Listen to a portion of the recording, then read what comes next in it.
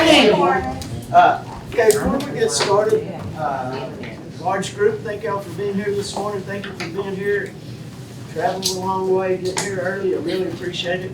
My name is Doug Smith, by the way. Some of you I've seen before, some of you, may be new. Just try to keep things PG. Sometimes I get excited and say something I shouldn't. And don't have any gussers in here to keep me from saying it, so I'm all right today. Well, maybe. I may not be tempted to say it. But when we get started, thank y'all for filing in, finding a seat, sitting quietly. I appreciate that.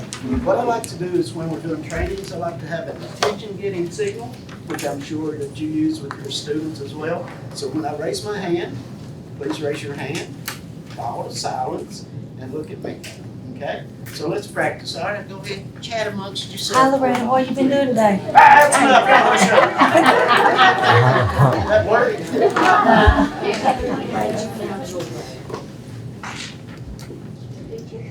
Oh, wow. Thank you. Raising your hand, following the silence. Not me. Following the silence and paying attention to the speaker. Thank you. That's one of the things that we want to talk about a little bit today. It's throughout today. This day is, I'm going to sit down if y'all don't mind because I'm old. This day is all about you folks, about the greatest workers in the school system there are. My career, I've been an educator for 30 years or so.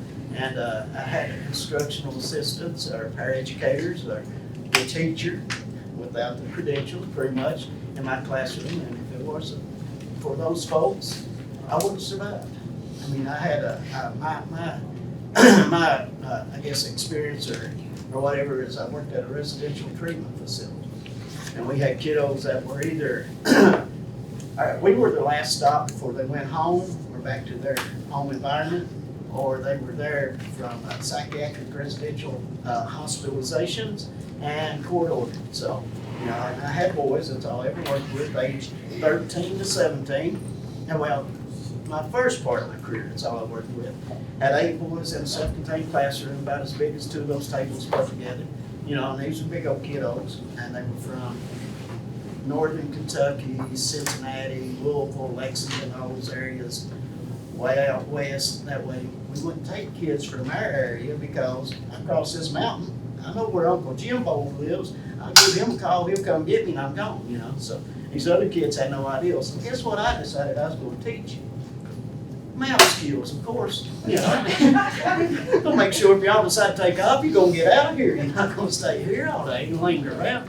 So anyway, I had a couple of young ladies as instructional assistants at that time, and like I said, if it weren't for those folks, I wouldn't make it. Because it was a stressful job. We could talk to each other, we could share ideas with each other, and it was just really, really important. I moved from there to regular school. Everybody work in a regular school here? What's regular? And so when I moved over there, I was self-contained EBD, K through 6, I think it was. Anyway, I had first, second, third grade little fellows and young ladies, and worked with 4th, 5th, and 6th grade. This year I ever worked was with 7th and 8th grade because they already know everything, right? You don't have to teach them anything; they teach you a few things. So 7th and 8th grade. Then I had a couple of little fellows. I did that for 6 years, 7 years, something like that. Then got a couple of little fellows into the school that were in foster care. Y'all deal with any foster students, foster kids, and things like that? Know some of the background, or don't want to know some of the background of some of the stuff that they've come from, because we look at traumatic experiences. Man, these kiddos have had those traumatic experiences forever. So I'm not saying that there's not good foster homes out there. I'm just saying you got a kiddo I'm here tonight, and today I went to school at, I don't know, East Prairie in the morning. I'm not at school at East Prairie. I'm sitting in a car with a garbage bag and my stuff in it, moving somewhere else in the middle of the night. Just imagine what kind of pressure that kiddo's under. They come to school, they have a rough day. Heck, if I was moved there in the middle of the night, thrown from here to there, I'd have a rough day as well. And a lot of times what happens? They bring that rough day to school, and if they've been with you for a while, they trust you enough to know that I can blow up or let off steam, and they're gonna listen and try to help me. You know, not, they're gonna slap me, they're gonna push me out, they're gonna put me in the room or stuff. They're gonna listen, they're gonna be here to help me, to support me. I don't know what's going on, I don't know what help I need, but I know all I need is a kind face and a caring attitude. And so a lot of times that's what we get. But anyway, back to my kiddos, my little kindergarten kiddos, smartest kids I ever had in my life. They came to me, I was first grade, 7 years old, never been in school before a day in their life. They would just hid and bounce back and forth and things like that. They taught themselves how to read, taught themselves mathematics. I mean, they were the smartest kids I'd ever had in my life. And I mean, I looked like I knew exactly what I was doing when they left. And it was all in. We had those, they're called My Super Yearbook or something. It's like a whole curriculum school year in one big handout book or whatever. We did those, you know. I mean, I was just trying to figure out what they could or couldn't do. So we did kindergarten, 2 kindergarten ones. Then we went to first grade one, completed it. Then went to second grade, completed it. And then third grade one, completed it. And I was like, we need help with this math. You're not the only one, you know. So by the time they left, we completed like 5th, 6th grade of those workbooks. I mean, these kids were really, really smart. And for a reward, and we'll talk about that a little bit too, for a reward, I would take them to the library. You know, let's watch some videos or something like that, you know, thinking, yeah, you know, we watched Magic School Bus, you know, I've seen the Magic School Bus. I'm dating myself, that's a long time ago. And then there was another one they liked to watch at lunchtime called Kenny the Shark. And Kenny was a shark that lived with this little fellow and blah, blah, blah. Anyway, it was pretty interesting. I got into it. I said, well, you boys better behave. We're going to miss Kenny today, and we're not doing that. So, but anyway, so we went to the library, and I was thinking, you know, 7-year-old kiddos, we're going to watch cartoons. Oh, no. Let's watch ecosystems. Let's watch biomes. Let's watch about space exploration.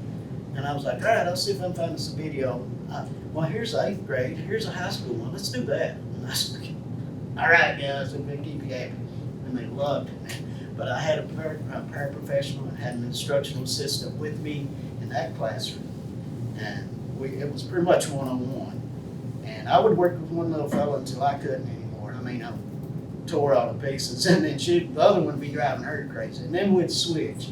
And then, you know, they'd calm down a little bit and stuff like that. But thank you all so much for everything that you do for the kids in our school districts, the teachers in our school districts, just the families. I know it goes far beyond just being in that classroom, what y'all do for everyone. And thank you, and I appreciate that, and it's super, super wonderful having you here today. All right, I was going to do an activity, but all right, find you a partner, somebody beside you, real quick. Who you're sitting with, somebody sit with Miss Jane. Somebody come be all right. So, everyone on the right-hand side is a 1. Raise your hand if you're a 1. No, wait a minute, both of you can't be 1 here.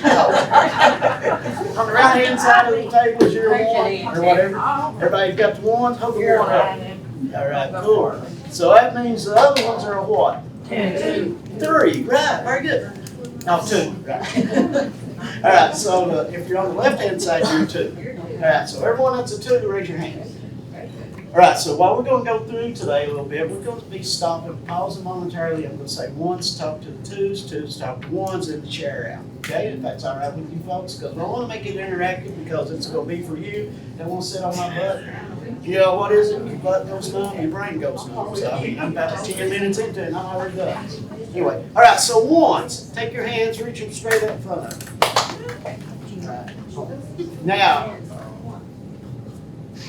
right, good. Everyone got that?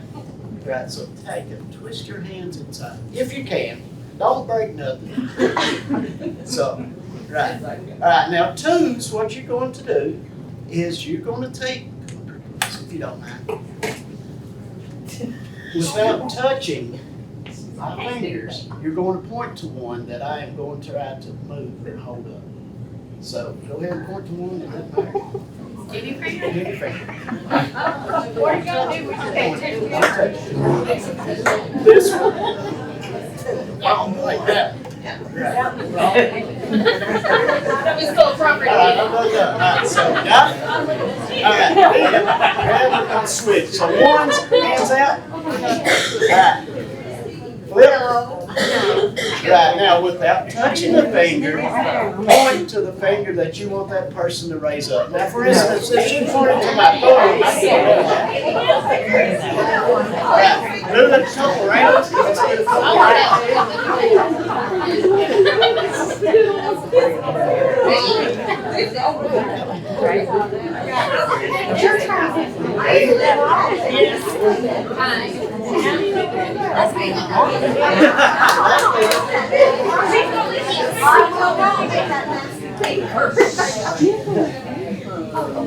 Alright, so now let's switch.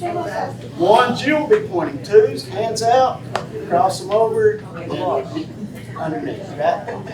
Okay, good job, awesome job. Alright, now ones. Which one that is? Don't touch the finger, point to the one that you want the person to try.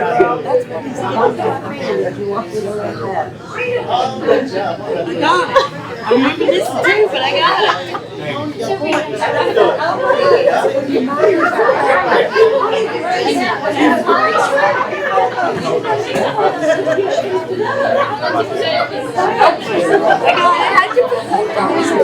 Through the right hand first.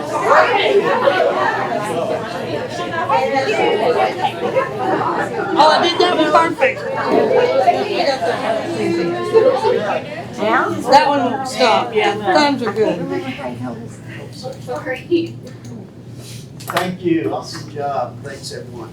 So, if we think about that, that's a very simple task, right?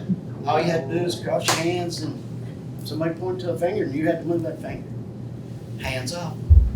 Now, there's a big difference in if you touch that finger, you can do it a whole lot easier than standing back and watching.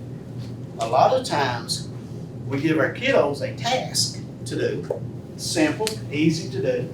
You know, what we did was very simple. We give them, all right, this is the task, here it is, this is what you can do, go back and get to work. What happens with our kiddos that are really good with hands-on, but they don't follow those visual directions well. They don't follow those oral directions as well. They need a little extra help or a little extra guidance or support or whatever. You know, when I'm doing that, if they touch my fingers, I'm fine. But if you sit there and point, I know what the directions are, but I don't have a clear target or a goal that I'm shooting for. So it's kind of difficult. And a lot of times with the kiddos we work with, we have those ideas, we have those goals set for them, but we've done that without including them.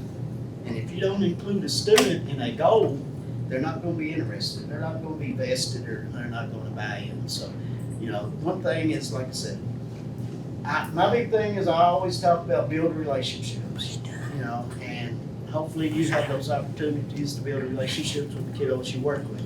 I know it's difficult at times, but building those relationships helps you when a student needs someone worse. You know, a lot of times they bring those bad behaviors to school or those inappropriate behaviors, and it just gets to you to the point where you're like, you know, you got to remember, you got to separate the behavior from the kid. A lot of times that's hard to do, but it's the behavior that's upsetting, not necessarily the student. Does that make sense? Because a lot of times I've been so mad at my boys, I couldn't stand it, and got to thinking about it. And if one of them come up and said, I need a hug, I'd hug that baby. But at that point, it was that behavior that I didn't like, and it was hard to separate those two, but you got to separate those behaviors. All right, so we'll all go ahead and get started because we got to make sure I've got a lot of stuff to cover. Like I said, thank y'all for being here. Appreciate it. I'm Doug Smith again. I think everyone, when you come in, should have picked up one of these lovely books. Just have that available if you don't mind. And I don't know if you open yours, but one open mine that doesn't have any page numbers. Oh, wait a minute. Where's the page numbers? Yeah, so we ordered these books on May 29th. Guess when these books were printed? May 29th. Yeah, so I was like, yeah, that was wild. Wait a minute, there's no page numbers in here. They got some quick and parent and all that, forget the page numbers. It's a really cool reference material, really cool book. We're gonna talk about some ideas. I'm gonna talk about some ideas, give you some suggestions, and then you're gonna work together real quickly and come up with another great idea, something that I may not have thought of. It's hard to think of what you're gonna say, and then after you get through, you said too much or you forgot to say something. All right, so where are we from? Ford County, raise your hand, please. Wow, wow. All right, Fletcher, Leslie, not, cool. Yes. This anyone's bag, please. Praise the Lord. Oh, look at here now, you just come in here and throw your hand up, hoping it was yours. All I knew it was mine. It's been missing all morning. I missed my phone. There you go, sweetheart. You're welcome. Appreciate it. Thank you. All right, so where we at? Not, Perry? Perry, not back there, okay, Perry, Housley, Wolf. All right, good contingency. Lee, Breathitt, I did Pike, Pikeville, Hazard Independent, Jenkins. All right, cool. Did I leave anyone out? Please tell me where you're from. All right, cool. All right, thank you. Hope you got a little bit out of the tech part, because this sign-in stuff is driving me crazy. You don't have to do it. You signed in this morning, you're good, you're fine. But that drove me crazy. I had a difficult time doing this stuff. So when, of course, what was it? COVID hit, we started doing virtual trainings and stuff, and I made the mistake of thinking that everyone had used a QR code to sign in with. And somebody said, well, how do you do that? And I'm like, I don't know. And you expect me to, yeah, you don't have to sign in this time, but like I said, it's this morning, so that's great. Again, my name's Doug Smith. We're going to be talking about the Paraeducator, which is proactive. Here it is professional, as far as I'm concerned. My beliefs, you all are awesome folks. It says there's hundreds of smart ideas for some. Yeah, you can read it. I ain't going to. There's a bunch of stuff in that book that make you smart or make you feel good. So there you go. First thing we're going to talk about are the talking points that I'm going to talk about.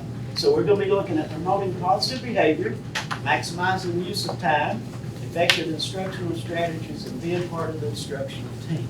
All right, so what I want to do is,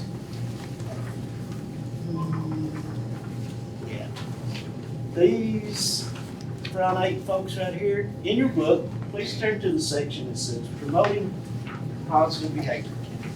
Bookmark it, thumbprint it, something, some way that you can get back to it when we get to that section.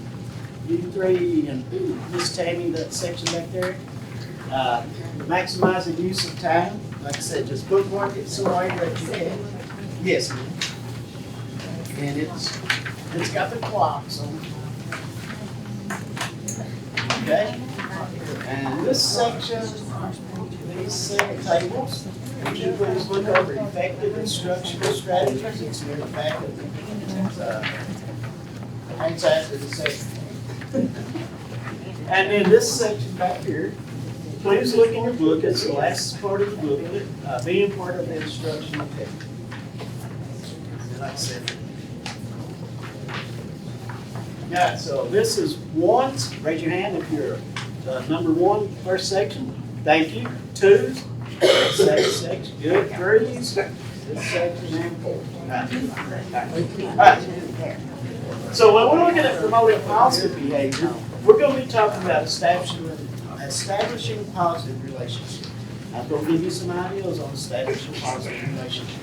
One of the things that my guys really enjoyed when I was trying to develop or create relationships or whatever, encourage relationships, was they wanted me to know about them. They wanted me to know what was going on in their life, what they like to do as a hobby. What are some things that you may have to research in order to be able to talk to those folks.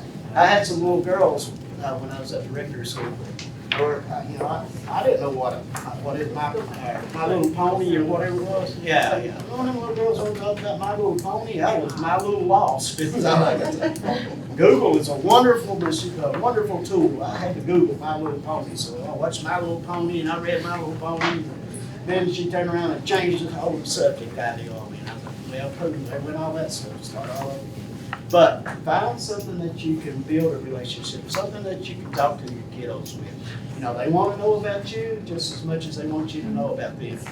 Share with them a lot about yourself, but be very cautious on what you share, because if they get upset, what's the first thing you're going to do? You're going to start looking for those buttons to push. And one of them is going to be, you know, me, it was always, why are you short? You short, blah, blah, blah, and all that stuff. You know, they would always do that. But usually that bothered me because I can't do nothing about that. And then when they figured out that didn't bother me, then they start attacking my professionalism. You're the worst teacher I've ever had, you know, so-and-so does this so much better, and all this stuff. You know, have a scripted response, you're right. You know, we've not got into my flow of things yet. I know how to do some stuff, not everything. We'll find my niche, my passion, and we all learn. And so, or you'd say, what did you get Mr. McPherson next door? You think I'm the worst? I mean, I would say. So find humor that you can put into your day. You know, don't be sarcastic with your kids, because a lot of our kids we work with don't understand sarcasm. But you can still find humor and be humorous and enjoy your day, enjoy your work. No one is supporting the rules. So let me get the lesson real quick and we'll get so, well, I look like I said. Any questions? Right, so in my booklet, I highlighted a few things. This first one I highlighted was consider your student's best interest when you seek to establish a relationship with them. What is your student's What best picture is it on? Where are you at? I don't know. Prairie Central. It's a, yeah. It's What's the about top say? establishing positive relationships. It was blue. What page? It's 2 or 3 pages. Yeah, it's not far. Maybe 4. No, it's next. Yeah, there you go. All right. Right, so like I said, some of the things that I've highlighted, flowers grow out of dark moments. We call those rose, what are those, rose and grows, rosebuds and grows, you know. What is something positive that happened to you this week? All right, so what is today, Tuesday? Yeah. So, it's Tuesday, isn't it? So everybody looked at me like, what? Wait a minute, are you sure? All right, I woke up this morning, I'm not sure what day it is, but that's a positive right there. So think about your day is going to be hectic. Now, we know that. How many new paraeducators do we have? Most experienced, new? No, Everybody says that. no, you'll love that. Everybody's being sarcastic. It is. You will have hectic days. But at the end of that day, find something that you can be positive about.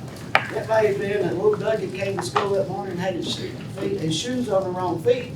So you switched them over for him, and he kept them on the right feet all day long. That is a win right there. Woohoo!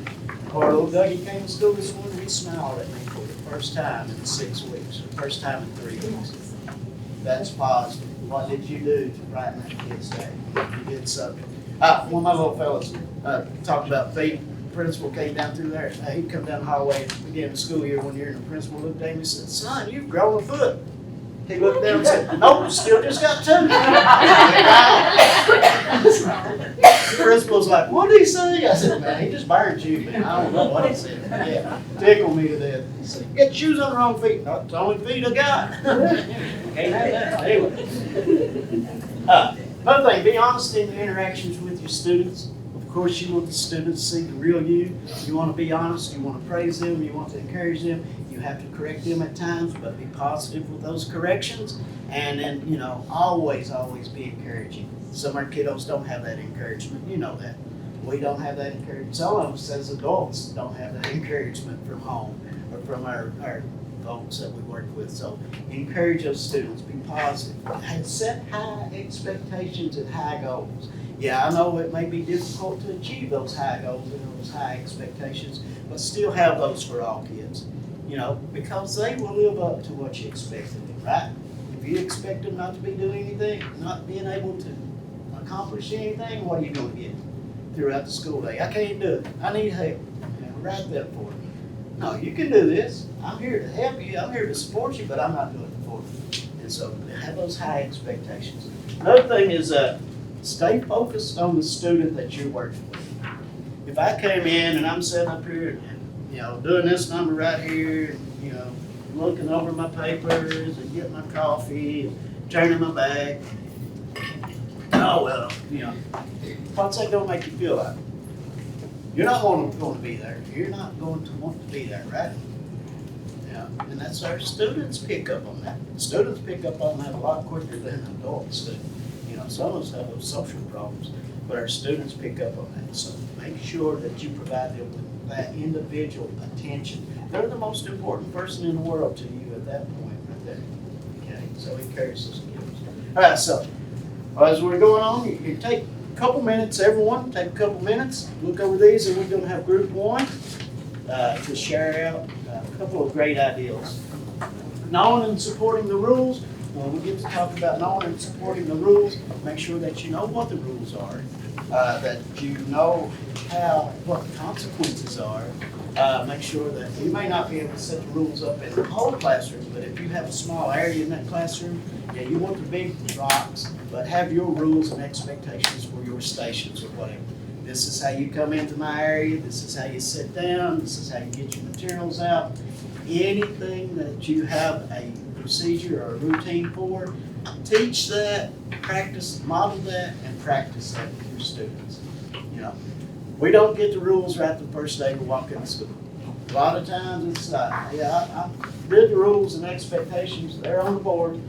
Let's go. All right, open your book to page 15. We're getting started right now. What's expected of me? How do I ask for assistance? How do I turn in homework? How do I pick up missed assignments? You have to think about what are some things that you're going to encounter and what are some ways that you can proactively be ready and be prepared for that. I think Dr. Anita Archer, this wonderful lady, wrote explicit instruction. Danny Paul, Mr. Mays, going to be presenting, I think, about explicit instruction. No, he's doing that. But anyway, she was a wonderful lady. I mean, it's just good teaching practices. And she has always said, if you can expect it, pre-correct it. If I expect we're going to the cafeteria or doing to the gym or auditorium, whatever, for an assembly program, and little Dougie and little Johnny can't sit beside each other, what am I going to do when they line up beside each other and sit beside each other? Yeah, I'm going to have to make a correction. I know, I'm not going to say, now, you all know you can't sit together. You can't get along. It's going to be terrible. Once you go over there and you go over there, blah, blah, blah. No. You want to be discreet about it, but you got to have some way that you know your kids and be able to sit the ones that can sit together. So getting to know your kids is a big thing. Organizing for success. Oh, that drove me crazy. Organization. My desk is a mess, but if you ask me for this material or something else for this kiddo, I can go straight to it, pick it up, and have it ready. When you're organizing, make sure that you're organizing your materials where they're easily accessible. You can get those materials and you know what's necessary and what's not. I always had to have extra handouts coming. Because, I had a perfectionist. If they got a mark somewhere wrong, it's wadded up and in the trash or shoved out the floor. Right there is when you try to stop that inappropriate behavior from escalating. Oh, I'm sorry. It's all right. I got your note sheet. Don't worry about it. It's cool. That's fine. We was ready. I make mistakes too, so that's why I made an extra copy. I have extra handouts if you need them. If you've got 4 or 5 handouts, some of our kids get overwhelmed. My boys, if I gave them 40 worksheets, handouts to do, front and back, they couldn't do it. Too much. I can't do it. Too much. If I gave them 80 single-page handouts, oh, they burn those up. Do those all day long. It was just that thought of all this work I got to get done. I'm overwhelmed. I can't do it, so I'm not doing anything. It happens to me when it comes to house cleaning. Oh my God, I think I'll just go ride a motorcycle. Now he'll use doing it himself. But have your stuff organized and have your students organized. All right, you folks look at the first chapter real quickly, and everyone just take a couple minutes, and we'll do 2 minutes, and then be ready to share out, and we'll go on to the second So section. do you want us to go to our chapter? Yeah, when we get through a quick overview of it, then y'all can talk about it. All right, so you folks have got 2 minutes. Pressure's on. Oh.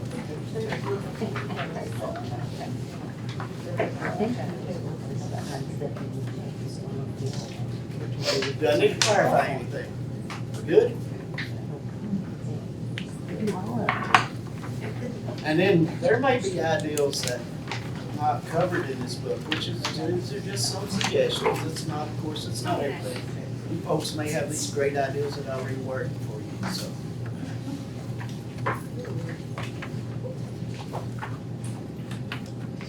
Home brews. And then we may try to do that wrap up back to you. All right, what we got, folks? That's a short 2 minutes with it. Oh, we got.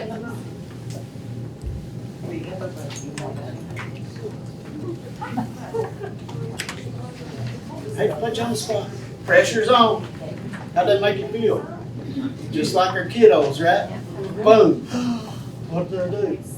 It's all right. It's okay. We're all in this together. You'll be fine. So, give me an idea about building relationships. Why is it important to build a relationship with students? Trust. Pardon? Trust. Thank you. Very good. Trust. Your relationships need to be built on trust. If you do something in front of class and you mess up and you break that trust, you need to repair that harm. You need to apologize. That's a hard thing to do. The little fellas get down on their level and say, I'm sorry. That's a difficult thing to do. But that helps you repair that trust, and it also helps them to build that idea of they make a mistake as well. They're big enough that they can apologize. You're setting a good example. You're modeling appropriate behavior. When I mess up, apologize. You may not be able to fix it, but you can repair the harm. What did we do? Fix it. Make that better. All right, what else we got? Fairness. Fairness. You gotta be fair to each one.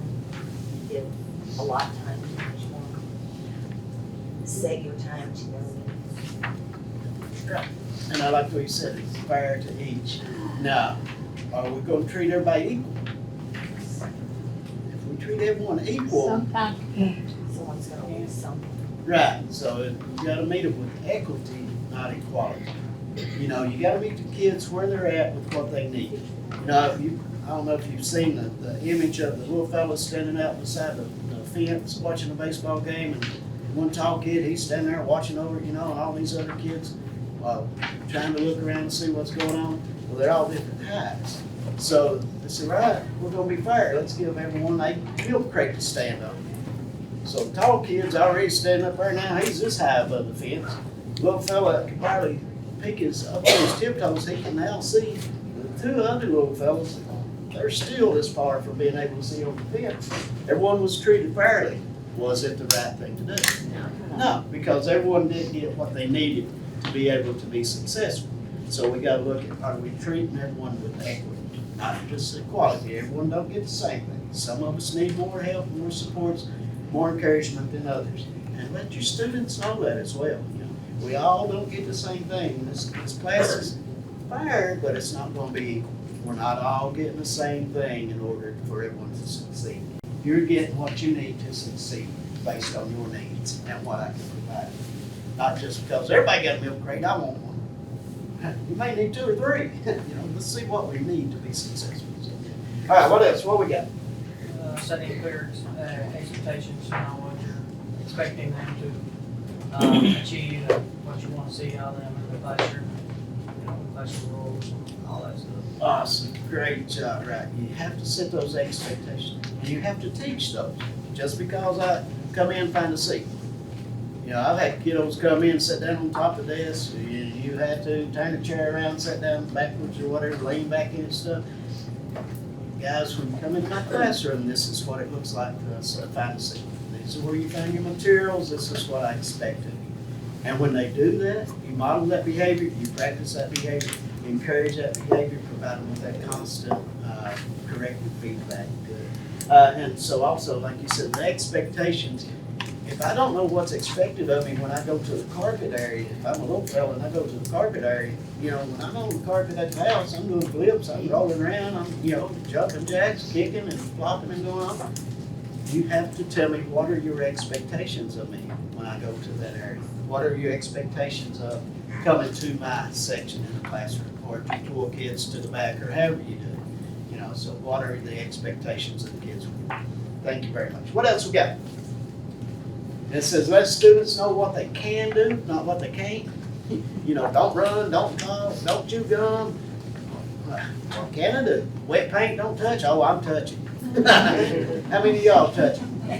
Come on, you be honest. All right, thank you, Miss Kim. I appreciate it. All right, thank you. Yes, I'm touching. You better not do this. Yeah, that's it. So good. All right, what else we got? Any more? All right.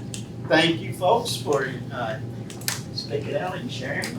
Hopefully you had some ideas that are in the book. Maybe if there's not, you got an idea, please by all means share that idea. So to maintain, maximizing the use of our time, again, this is how materials are ready and available. Now, the section 2 group, you can be looking over this section as I'm talking about it briefly if you wish. Obtaining attention and transitions. Now, one of the things that I like to talk about, which you wonderful folks did a wonderful job in my attention here. Sometimes we have, snap your fingers or whatever, clap your hands, that way the kids are paying attention. I'm just simple, quick, hope that works. You guys, ladies and gentlemen, did a wonderful job following the directions and following the expectations. Well, I told you, we practiced, and then you did it on your own independently. So that's, I have to have those attention-getting signals. Because if not, if somebody's over here still talking and you're up here presenting the material or going over a lesson, they're gonna get lost. They're gonna be lost. And then how many times? What'll I do? I don't know how to do this. And then what do? Well, if you've been paying attention, you know. Hold time out. Don't get that counter aggression. Say, okay, all right. One more time. Don't make me tell you this again for the 5th time, one more time. So, but make sure that you got their attention so that they're ready to learn. Transitions. How many deal with transitions? How many have to be responsible? Do you take the kids out of the classroom? Yeah, so. How many have transitions within our classroom? Right, we have sections. Now, kids transition all day between academic subject. They transition from staff member to staff member. They transition from the room to the cafeteria, down the hallway, transition from, to the gym, transition outside. There's several transitions throughout the day. Some things that, even just changing from math to social studies or language arts or whatever, there's a transition period in there. A lot of times we just say, all right, put your books up, let's get your math books out. The kids are like, football, you get a 2-minute warning. I didn't get nothing. Put that book, I'm not done. Then you got that going. So make sure that you have some way of transitioning your students from one activity to the next. If you're transitioning outside of the classroom, what are the hallway procedures? Make sure that you know those and you practice those with your kids and you go over those and do those as well.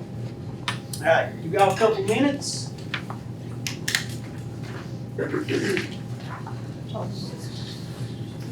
Look, some of the time management things. It talks about a big activity, breaking it down into chunks.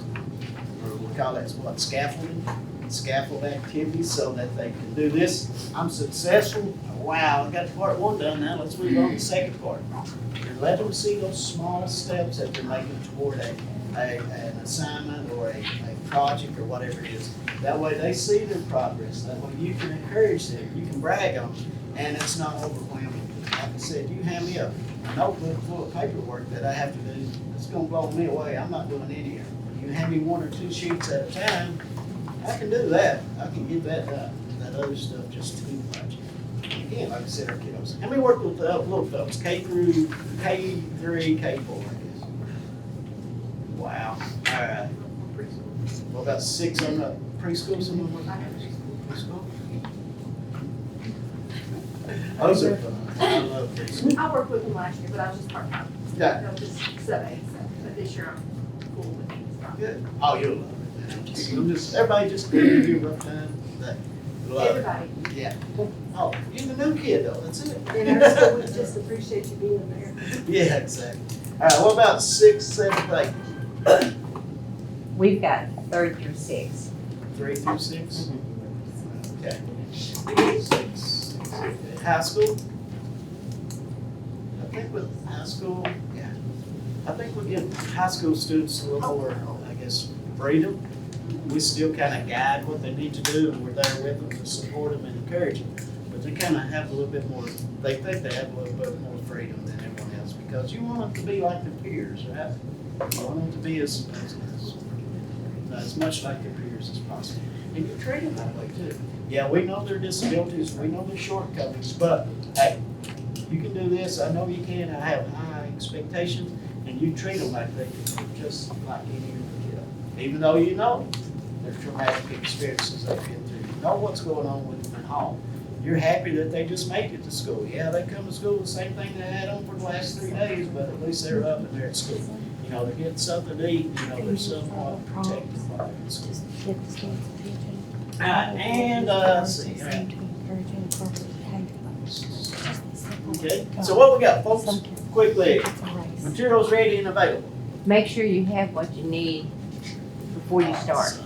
Everything they need. Thank you. Make sure you have what you need before you get started. Even teachers. Yeah. I've been in class many times. Well, boys, I'll be right back. I gotta go get this off the copier. And then by the time that happens, what happens? The whole class. Yeah, the whole class, they all with you, or they're all telling each other, you done lost control, and then they're another 20 minutes into trying to get them back under control, back in the thing, you know, and then you're like, where'd this 45 minutes go? Well, I was 10 minutes at the copier, 20 minutes wrangling them back in, and then I don't know what happened to the other 15. We got something to accomplish. Right. Thank you, very good point. Make sure you have those materials handy and readily available. I had a little container, well, I didn't, but my assistant, she had this little container, little shelf that had, you know, whatever subjects, 4 subjects, 5 subjects, whatever. And like I said, I had 8 kids. Well, if you count for multiple personalities, I'd have between 8 to 72 in there. One day, you know, you don't know which one it is. And so she would have their names and what handouts or what materials or what they were working on. Easy and accessible. Reach over and grab it. That's it. You know? So good job. Have extra paper, extra pencils, pens, whatever you need. I always made sure that I was good buddies with the custodians, because when they sweep the rooms out at the end of the day, they sweep pencils out in the hallway, they pick them up, bring them to me, and I had a can of pencils every morning. When I come in, they had me some pencils that they swept out there. And, you know, appreciate that. You know, a lot of my kids be like, I don't have a pencil. You know, well, send them to the office. Well, that's not gonna help anything. Here's the pencil, brother, let's go. Let's go keep moving, you know, so, anyway, good. What else we got? Give the students attention before you start teaching. Thank you. Just like us, if we hadn't got some folks' attention, we'd still been talking. So, good. Do you have an attention getter, or you just? I have new students this year, so who knows? Oh, okay. That's a very good point, though. You got new students, so you can teach them, these are my expectations, these are how, you know, I collaborate and work with my teacher, but these are things that I expect of you when you're in my area. Very good. And you can teach that to the new students. Awesome. Anything else? All right, what about transitions? Make sure that I know the transitions, I know the procedures, make sure I know where I'm taking my kids. You know, if you're new to a school, you might want to get there a couple of days early and try to figure out where all your kiddos are going. And make sure you count them in transition, so you know they all get there. I like that, yeah. And sometimes, my guys, when they first came to school, they want to touch everything. You know, the kids want to do it, touch the walls and the pictures and the paintings. Yeah, why? It's new to them. It's new to them. It's new to them, right? It's new, something new, something. This is pretty, this is clean, you know. And I've got rules I have to follow. I hate rules, but I got to know where I'm going, and I like to, you know.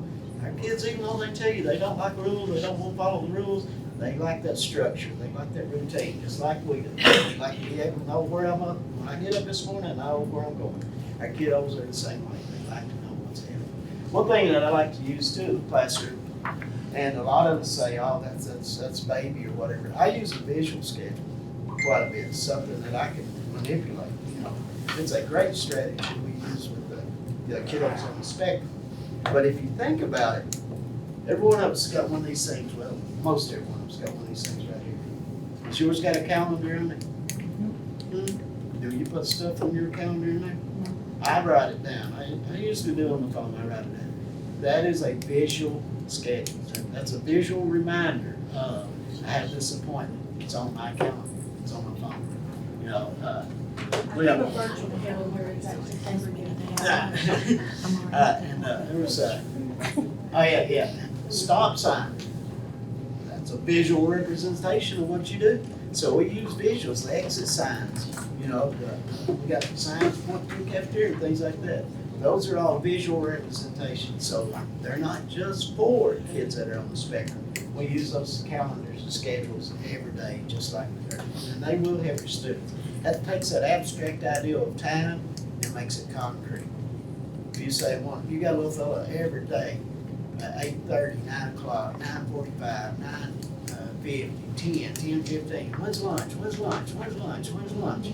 You got this schedule up here, you can fill off. Well, we did our morning schedule, whatever, what's next? Right, lunch is coming up. This is what time. Have a picture, have what the activity is, and then have the time up there as well. Just to get those visual schedules are, like I said, they help. All right, you want this. Hate to rush, but we got to get ready for lunch. Well, we got 11:50. Oh, anytime. All right, next section we're going to be talking about. Thank you folks so much. We are going to be promoting. We're going to be effective instructional strategies is what we're going to be tonight. All right, so when it comes to instructional strategy, check current knowledge and skills. A lot of times we expect our kids, because they've been in their last class, or last year they're in 4th grade, they're able to competent enough to do 5th grade or 6th grade or whatever. And we just throw it out there and we don't really check what current knowledge they have, what current skills they have, and what prior knowledge. And if we awaken that prior knowledge or drive them to figure out what's going on, what they already know and can do, encourage them and have a positive tone, then we check those knowledge and skills and keep moving. Presenting new material. Again, break new material down into segments that they understand. Use the language that your kids understand as well.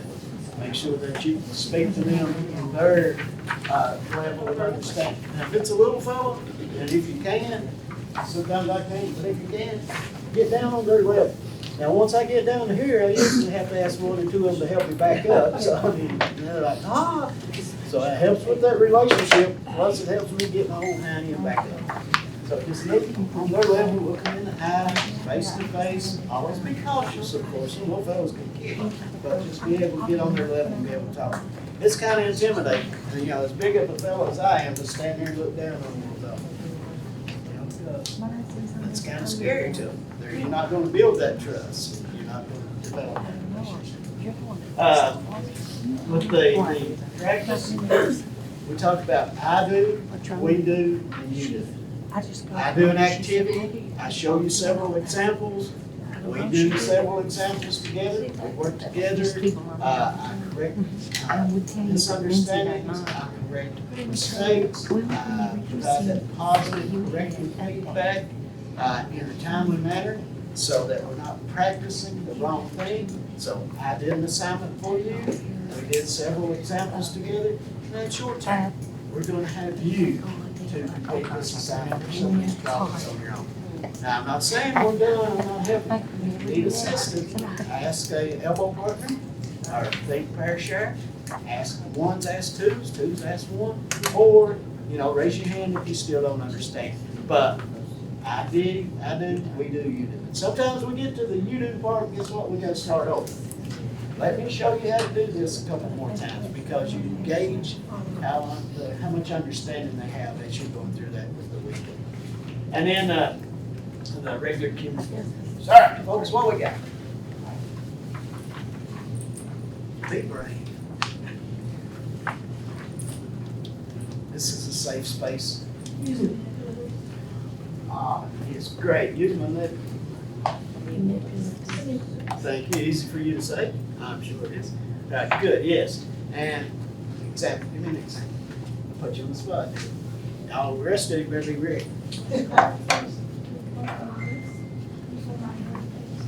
Okay. Flashcards, using letters, Blocks for blocks for math, right? Unifix cubes or whatever. Awesome. I've seen some of the literature strategies use little cards and things like that. Grid paper that they can write letters on and stuff like that. Yes. But anything that you can use hands-on with a lot of our students, our special ed students, I had kiddos that could excel. We'd send them to the shop or to whatever, or Votech or technical college now, hands-on, have no problem at all with those kids. They were perfect. They could do whatever they asked them to do.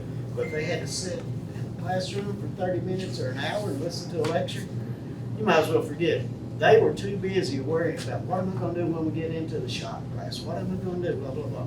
And our kids can tell us what they know without paper and pencil all the time. You know, what are some other ways they're studying, other things that we can use, our students use to show that they have the content, should show that they know what they're doing.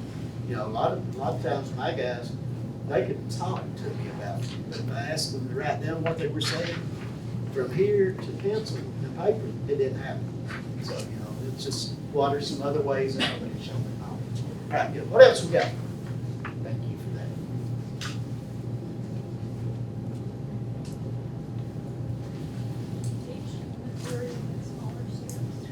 Yes, break it down. And there is have y'all been on, I'm sure you've been on Google, some of the AI stuff, what is it, Chat GPT? I mean, my gosh, I put in there, you know, write me a description of a presentation, and they wrote, I was like, wow, that's wonderful, copy and paste, yeah, so. But there's one that, I can't remember, I think it is, I hate to say, anyway, model school maybe or something, anyway, magic school, that's it. You can tell it to, there's a section that breaks down the process, and you can tell it how to sharpen a pencil. Then it'll break it down into 2 or 3 steps, and then you can break each step down into individual steps as well. And it just goes all the way down to from the time you pick the pencil up and everything. I mean, it's really cool. So I think it's Magic School. Maybe AI or something, I'm not sure. Just get on there, look at Google and some AI stuff. Yeah, and so, but it's a really good website to start to break those down into the steps that they can accomplish it easily and quickly. So, any other things? So we get to Regularly add on new current materials also. build on prior knowledge and add current stuff as it becomes useful. Yeah, and then you gotta make sure that the learning environment is conducive to adding new material, because a lot of times we get up there and we get excited, want to add something, we need to get everyone's attention, and then it's 2 or 3 students here figured out, and we gotta go over and do the same things. But yes, like the way you said that, add and then material as they can process. A lot of times, how many of you kids, my guys had slow process this week. That's all it was to it. They could answer whatever you asked them, they could do anything you asked them to do, but my 2 little fellows in the 1st grade, if you asked them their name, what today was, and what color in the sky was, you've lost them. They couldn't do any of it. They didn't know their names, they couldn't tell you what the day was or anything, because you asked them too many questions at one time. So, because I asked them one question one day, and I got called away real quick. So I ran over to the door, of course, this never happened to anyone, right? You'd be in the middle of something, get this, yeah. Went over, went back about 15 seconds later, and he rattled off a perfect textbook answer, and I'm like, what in the world is he talking about? And then my assistant, she's like, will you ask him, blah, blah, blah. And at that point, I realized that the wait time that I had to give that kiddo was a little bit longer than the 3 to 5 seconds that we usually give kiddos opposed to think about and respond.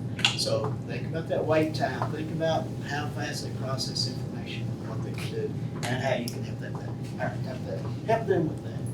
Anything else? Thank you, ladies, for your participation. Part of the instructional technique.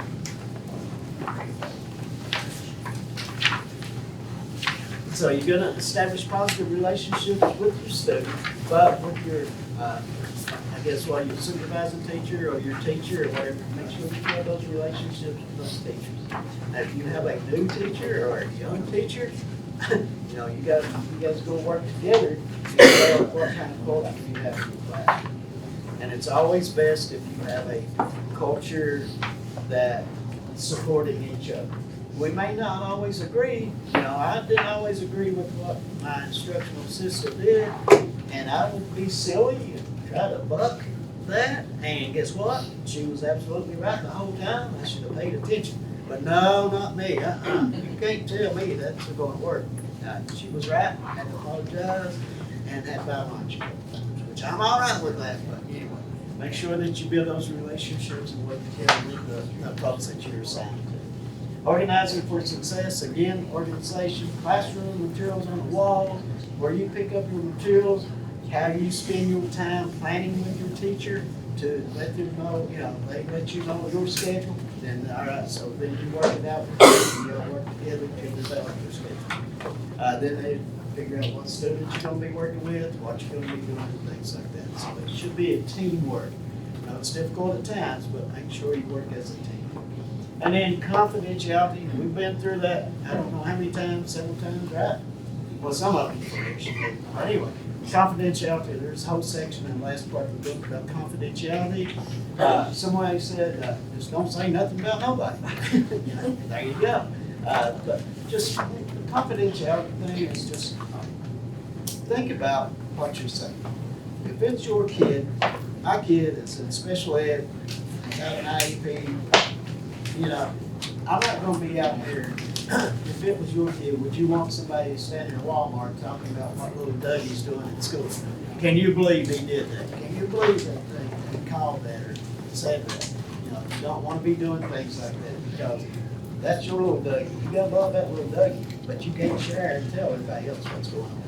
Unless it's of course, a legitimate educational interest, then you can talk with your teacher, with your staff at the school, things like that. Outside the school. Oh yeah, he's a cool kid. Oh yeah, he's a handful. Yeah, he's fun. That was my explanation always. He's fun. You would love. Yeah. So. All right. So what we got, folks? Biggest thing that I saw in there that caught my attention was several problems that you may have with the aid or the teacher is private, not from the student, because it's a relationship you need to show them that you have with people. Good. Thank you. It's great. Really. Yeah. And that way you can both iron out your differences and say, all right, we don't agree on that, but what are we going to do for the kids? This is what we're here for. I'll work with you. Don't have to love every second. I like you. I love you. Don't have to like you all the time. So, but what can we do for better? Anyone else? Be aware of the strengths and weaknesses of the people you work with. Right. Very good. Computer technology stuff blows my mind. I got a call for help all the time, and they already know it, so they don't ask me to do any computer stuff. Yeah, very good. But anyway, yeah, thank you. But be aware of your strengths and your weaknesses, and the strengths and weaknesses of the team. It's good. Anyone else? With the teacher, like, explain to you more what you're doing in the classroom. I love that because, like I said, a lot of times my instructional assistant, she was a nurse, she was a mommy, she was a grandma, she was an aunt, she was a fireman, a police officer. I mean, she was everything, And so I always asked her, I always say, hey guys, this is Miss Kim, I think was one of them. So yeah, hi Miss Kim. So I said, Miss Kim, she's got just as much authority as I do. We're working together as a team. If you got a question, you ask her. If I'm busy, if she's busy, you got a question, you can ask me. But we're a team. We're working together. And if she asks you to do something, please follow those instructions. Please follow those directions. She's not going to ask you to do something crazy. Just do what she asks you to do. All right? Cool. What else we got?